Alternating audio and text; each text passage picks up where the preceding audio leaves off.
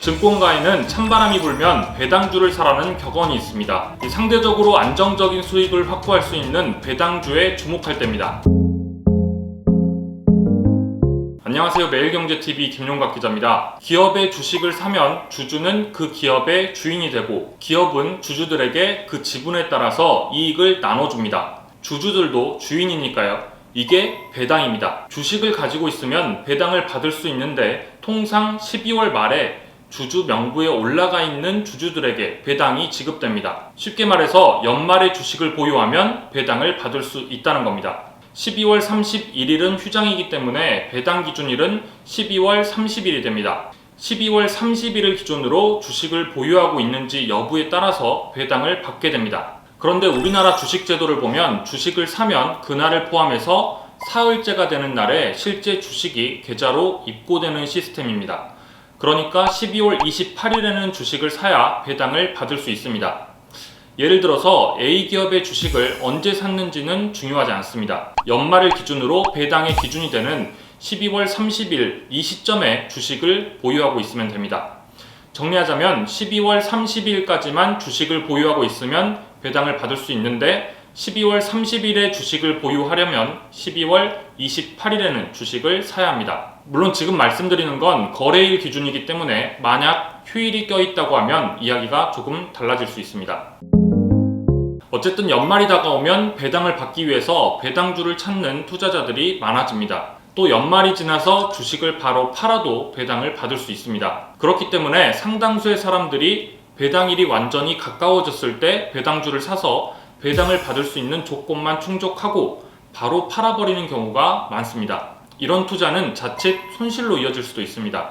배당일이 가까워지면 주식을 사려는 사람들이 많아지면서 주가가 올라가 있는 상태가 되고 이때 주식을 샀는데 며칠 후에 사람들이 주식을 팔면 배당 수익보다 주가가 더 빠져버리는 경우도 있습니다. 문제가 있는 기업일 경우에는 추가적으로 주가가 하락할 수도 있고요. 그래서 배당을 노리고 단기 투자를 하는 것은 바람직하지 않습니다.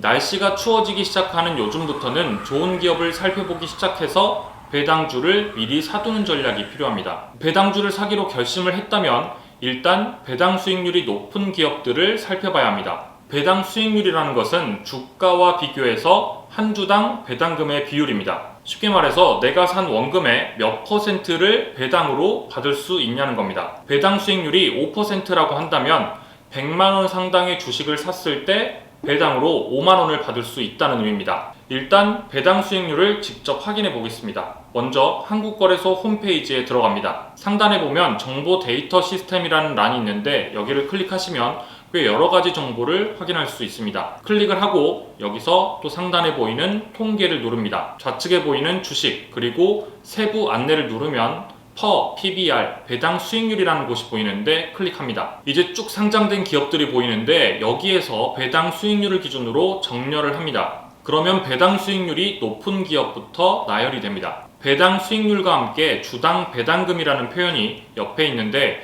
주당 배당금은 예를 들어서 메리츠증권 한 주를 사면 320원을 준다는 겁니다.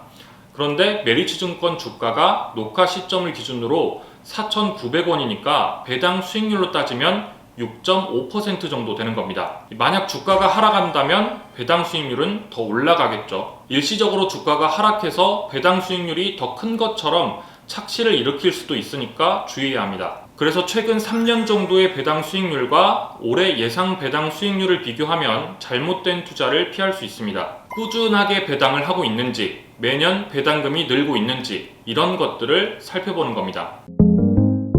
배당 수익률이 높은 기업을 보면 금융주가 꽤 많이 보이는데 금융주는 전통적으로 배당주로 꼽힙니다. 통상적으로 배당주를 이야기할 때 금융지주나 통신주를 추천하는 사람들이 많습니다. 하나금융지주나 기업은행, 우리금융, KT, SK텔레콤, LG유플러스 같은 곳들이죠.